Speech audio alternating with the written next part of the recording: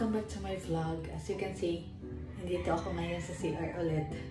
Kasi si Moymoy natutulog doon sa may sala. And ayaw kong ma-disturbo siya ba sa pagtulog niya. Si Aya, hindi pa siya nagising guys. And today is ano nga pala? Tuesday na ngayon. And si siya natutulog na. Tapos na kami kumain kaming dalawa ni siya. Pero si Aya hindi pa siya nakakain. Kasi nga tulog pa siya. And tapos na rin ako magwalis. Then mag-mop dito sa bahay. Nakahugas na ako ng mga plato namin. Pero hindi ko pa siya na-continue yung paghuhugas. So i-continue ko pa siya ngayon. Pagkatapos kong mag-video. Anyway, kaya ngayon natutulog si Moymoy kasi galing siya duty. And si Jilo naman, pumunta na doon sa IT Park. Morning kasi yung duty niya, then si Moymoy ay panggabi yung duty niya. Sila Moymoy at Jilo guys, sa sala na sila natutulog kasi wala yung rooms namin. Yung isang room ay yung kuya ko, then yung isang room naman ay sa amin ni Sean, kaming tatlo ni Aya. And wala na kaming extra rooms pa. Anyway, nung Sunday, pumunta kami sa guys, sa ano ba tawag doon? Tops. And then sobrang ganda doon guys. Grabe, ang ganda. Kaya lang, umuulan yun. Hindi naman malakas yung ulan. Kaso, yung fog ba? Sobrang kapal ang fog. Halos hindi makita yung daan. Kasi nga dahil sa fog. Yung view sa mga city lights, ay hindi siya masyadong kita guys. Dahil sa fog. Pero okay na din kasi na-experience namin dun sa Tops and then sobrang lamig. Timing din yun, umuulan. Kaya mas nagiging malamig yung yung klima. Ganda doon. And then masasarap yung mga food nila guys. Kaso ang mamahal nga lang. Yan, namorder kami ng lechon baboy. Namorder din kami ng pizza. Yung pizza, ang sarap talaga ng pizza. Para sa akin, kasing sarap siya ng S&R. Pero para kay Sean ay mas masarap daw yung na-order namin dun sa Tops na pizza kaysa S&R. Hindi ako gaano nakakakuha ng mga video dun sa Tops kasi mas na-enjoy kami sa picture taking ba. Kami ng kapatid ko, ng kuya ko, and then kami ni Sean. And si Sean din, hindi siya nakapag-picture na solo. Pero kaming dalawa ng kuya ko, kami, may mga solo pictures kaming dalawa. Pero nakapag-picture kaming tatlo ni Aya, ako, si Sean. Then kami din dalawa ni Sean.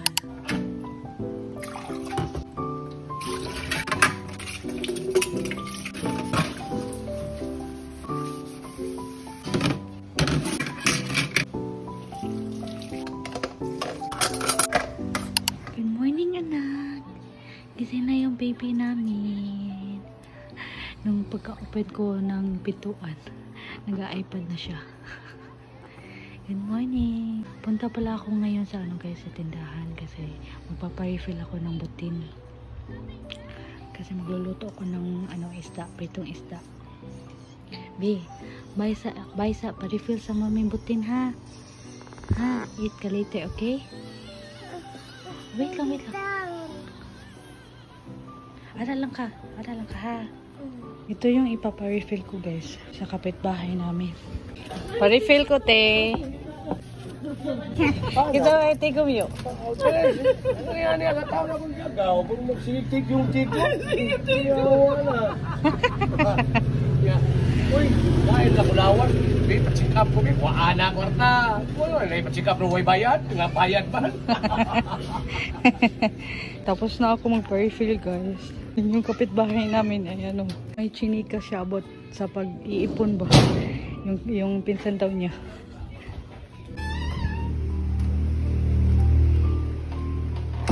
Papakainin ko si Aya ngayon habang nagluluto ako ng pritong isda.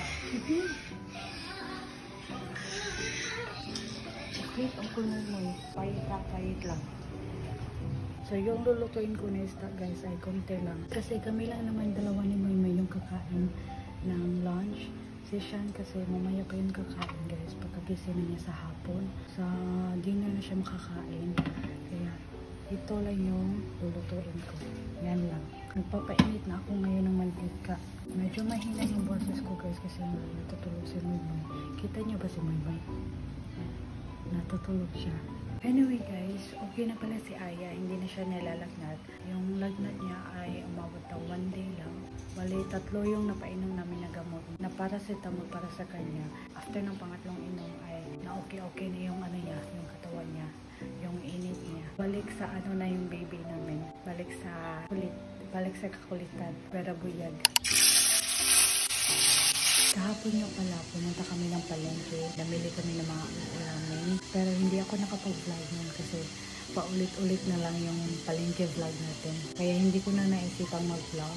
And wala rin kami masyadong ganap kahapon. Dito lang kami sa bahay, hindi kami umalis. Kasi kagabi, duty na si Sean. Pero si Sean, may ginawa siya, may tinapos siyang trabaho. Kailangan niyang matapos yun para maisubmit niya sa head nila. Nag-lettering din siya ng pangalan ng anak ng kapitbahay namin. Kasi nagpapatuloy yung kapitbahay namin ba na magpa-lettering kay Sean para sa birthday ng anak niya next week. Yung niletteringan ni Sean ay tayo. Yun, nag-lettering siya. Pero kinuha na ng kapitbahay namin guys. Kasi natapos agad ni Sean yung pag-lettering. Then kaninang umaga nung nagwawalis ako, kinuha na niya yung ginawa ni Sean kahapon. And siya na lang daw yung magka-cut nun. And then siya din yung maglalagay ng glitters ba. Lalagyan daw niya ng glitters and then pipaint niya ng fuchsia pink. Kasi yung theme daw ng birthday ng anak niya ay Barbie. Kaya fuchsia pink yung ikukulay niya sa styro. Na nilettering nga ni Sean kahapon. Then pagkatapos nila kulayan ay lalagyan daw niya ng ng glitters para maganda tingnan yung mga letters ba. Yeah. Rice. Ito yung ulam ni Aya guys. Itlog na batil. Kasi same sila ni Sean. Gustong gusto nila yung itlog. Kaya itlog yung pinaulam ko sa kanya. Itlog din yung inulam namin ni Sean kanina. Magluluto sana ako ng hotdog. Kaso naisipan ko na itlog na lang muna. Tapos bukas magluluto ako ng hotdog. Kasi si Sean hindi niya masyadong gusto pag nag-hotdog kami ba. Pero kumakain naman siya ng hotdog. Aya, shh. Nanonood si Aya ng YouTube guys. Carly, come here. You eat. Big mouth. Careful. Matagak. More. Yummy. Uy, tagak guys. Gusto ko lang to i-share guys. Ito pa yung vitamin C na pinapakain ko kay Aya. Yan, gummies. Gustong gusto niya din to. Kaya, yung tawag namin dito ay candy. Kasi pag sinabi namin vitamin or vitamins ay hindi niya kakainin. Pag time na niya kumain ito, sasabihin namin na kumain ka na ng ng candy. Tapos yun, kukunin niya lang sa ref and kakainin na niya. Pero pag sasabihan mo ng ng vitamins, kumain ka na ng vitamins mo, B. Hindi niya kakainin guys. Kasi hate na hate niya yung vitamins, yung mga gamot, lahat hate niya. Itong Scotch na vitamin ni Aya guys ay nagustuhan ko siya kasi parating may gana si Aya kumain ng mga pagkain. Parating siyang naghahanap ng pagkain. And then pag pinapakain ko siya ng kanin ay madami-dami din yung mga nakain niya. Kaya ito na yung parati kong binibili sa pharmacy. Nag-start akong bumili nito. Nag-start ko siyang pakainin nito ay nung 2 years old na siya. Pero sabi ng pharmacist ay half lang muna yung ipapakain ko sa kanya. Kasi hindi pa siya 3 years old. Kaya ayun, half muna yung pinapakain ko. Pero pagkatugtong niya ng 3 years old ay yung whole na kami na talaga yung pinapakain ko. Kasi itong Scots na to ay dapat 3 years old magsa-start kumain ito yung mga bata. Sa wakas, natapos na rin ako sa mga ginawa ko kanina. Naglinis ako kanina sa inidoro. Nilinisan ko kasi yung may medyo na siya. Medyo madumi na siya kaya nilinisan ko kanina. Si Aya din, tapos na din siya kumain ng breakfast niya kanina. And napaliguan ko na din si Aya. And ngayon naman, nag-ano lang ako ng mga labahin guys. Yung mga bedsheet pa na marurumi. Pinaano ko lang, yung humol ba, pinahumulan ko lang. Hindi ko alam kung anong Tagalog term nun, pero hinumulan ko yung yung mga bedsheet, mga pillowcase, at saka kumot. Naghumol din ako ng mga brief at saka panty namin ni Sean, and then yung ibang shorts ni Sean din. Then yung pajama ko din para mabawasan yung mga maruruming damit namin. Kanina din, naglaba ako guys. Nilabhan ko yung tuwalya namin at saka yung ibang underwears na nilabhan ko kanina. And then yung stuffed toys din ni Aya guys, nilaban ko yung dalawa kasi na siya, may amoy na siya. Kaya nilaban ko siya kanina. And ngayon, kakatapos ko lang talaga sa mga ginawa ko kanina. Medyo na busy ako, pero hindi ako nag-video na lang kasi nakaka-hassle mag-video. Lalo na't may tripod naman ako. Kaso, parang nahasslean ako ba na mag-video sa mga ginawa ko. And gusto kong makafocus talaga sa mga ginawa ko kanina. Like yung paglalaba, yung paglilinis ko ng inidoro. Ngayon naman, kakain ako ng lunch guys kasi kanina kumain lang ako ng isang subo. And then, uminom ako ng kape. Yun lang ininom ko. Tsaka yung kinain ko, yung isang subo lang. Pero ngayon, kakain ako ng lunch. Yung niluto kong pritong isda, yung uulamin ko kayo. Gutom na ako guys. So, kailangan ko na kumain. Yan lang yung mga nilaban ko kanina guys. Yung tuwalya at tsaka dalawang underwears namin ni Sean. And then yan, yung teddy bear ni Aya. Yan. Yung Minnie Mouse at saka yung tiger. Ano to ta? Halgi. Sige ka, kunin mo hair duct mo. Katul. Let me see, babe.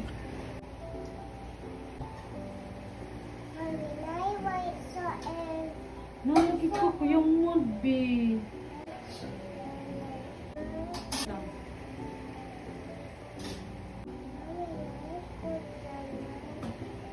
Hindi mo ka natakdan na.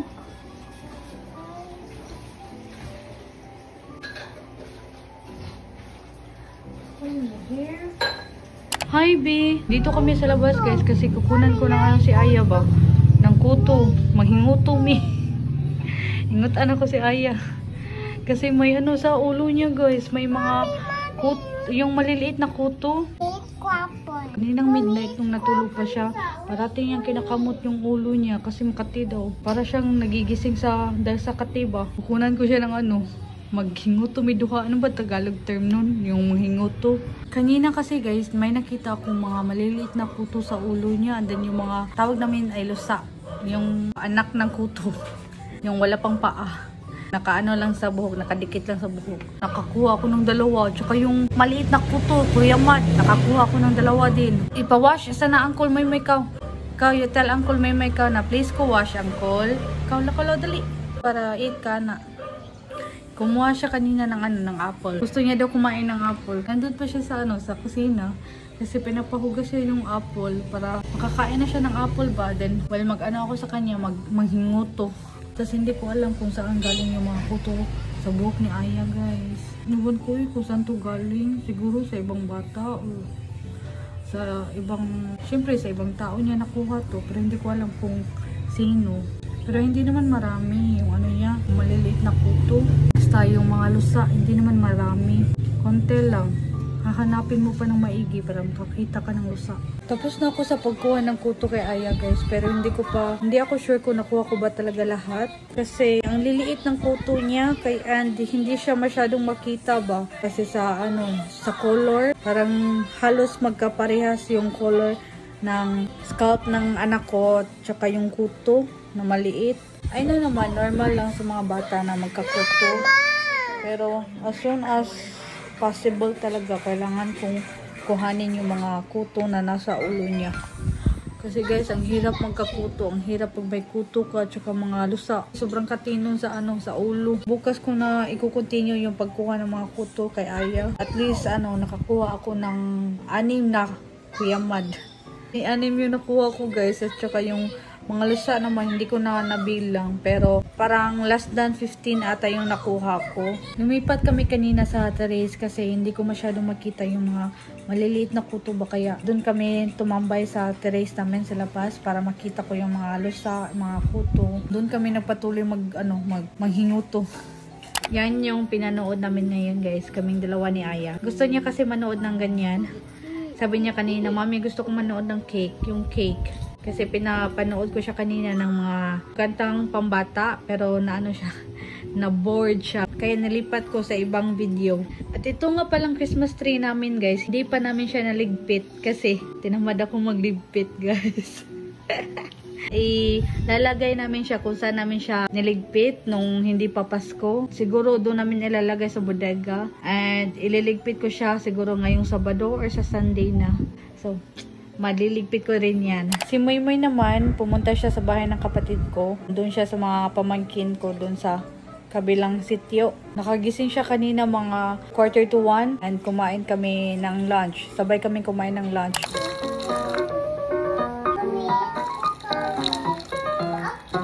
You like to eat cake? Yeah. She's making ice cream cake. Wow. Yummy. Huh? Do you know how to bake a cake? No, I need to make a new one. You get my phone, please. Get my Give it to me. Magluluto na ako ngayon ng ulam, guys. Yung lulutuin ko ay ginagmay. Ginagmay yung lulutuin ko, yung parang mechado. Nakapag-marinate na ako ng baboy. Yan. And then, nakapaghiwa na din ako ng mga ibang sangkap, like yung mga patata, sili at sal, yung carrots, yan. Then, yung mga garlic at saka onion, nakahiwa na rin ako. Pinapabili ko lang si Moy Moy ng oyster sauce kasi naubusan ako ng oyster sauce, guys. Kailangan ko ng oyster sauce sa pagluluto ng ginagmay. Nakapagluto na rin ako ng ng kanin. Si Sean, kumakain siya kasi kakagising niya lang kanina and hindi pa siya nakapag-lunch. So yung inulam niya ay siomai. Kumain siya ng siomai, guys. Bumili siya dun sa bahay ng classmate ko. Classmate, batchmate pala, hindi pala classmate. So ngayon, guys, so papainit na ako ng mantika, tapos ilulunod ko na yung yung garlic at saka onion, then yung baboy naman next. So yan, guys, mainit na yung mantika. Nilulunod na yung yung sibuyas. Sibuyas Bombay. Uy! Malapit na maluto yung ginagmay. Ginamay.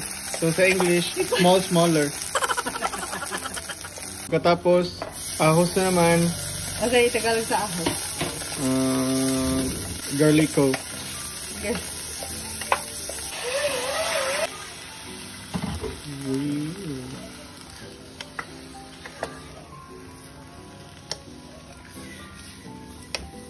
Bye, baby. Yung takip ng kalderong to, guys, ay nabasag. Kaya wala siyang takip ngayon. So, yung ginagamit ko na pantakip ay ito. Kaldero para sa kanin. So, instead pork cube yung gagamitin ko sana para dito. Beef cube yung ginamit ko kasi walang pork cube.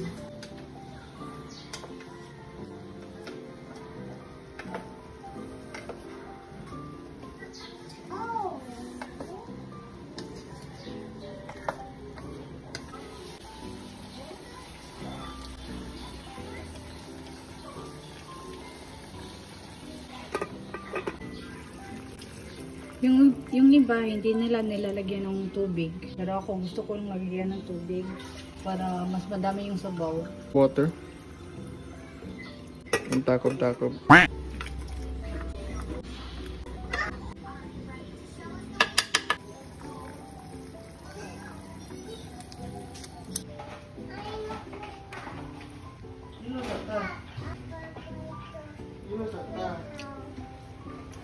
Medyo maalat siya, guys. Lalagyan ko pa siya ng tubig at then lalagyan ko ng konting sugar, brown sugar. Para maging manamis-namis yung natin, yung ginamay. Nailunod ko na yung bell pepper, guys. Nakalimutan ko mag-video pero yan, nailunod ko na. Tingnan natin kung okay na ba yung timpla niya. Itatry ko muna. Kasalukuyan kumakain ng biskwit itong batang to. Ha? One for me? Thank you. Binilan siya ng biskwit ng kapatid ni Sean, guys, si Moy Moy. Magkasama silang dalawa nung nagpabili ako ng oyster sauce. Yummy?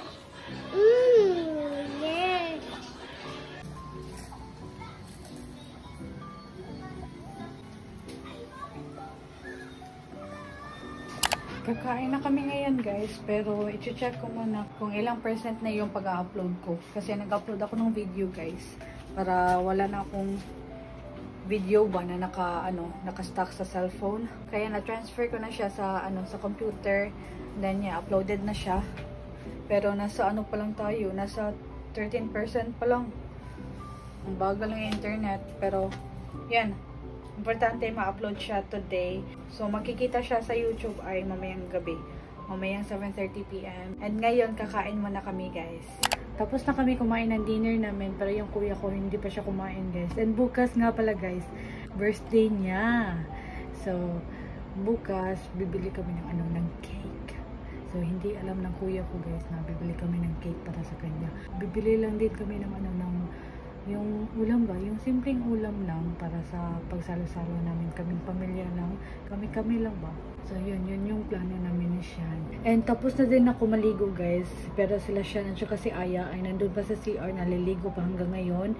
And ngayon naman, yung in-upload nating video kanina ay na-upload na siya, guys. So, mamaya pa siya makikita. Mamayang 7:30. Ay, hindi pala. Wait. Siguro. Bukas pa pala. Mga 7:30 p.m. Importante naman ay na-upload na siya. So, anyway, dito na natin itatapos yung vlog natin for today. Thank you so much for watching and I hope you guys enjoyed. See you guys sa next vlog. Bye!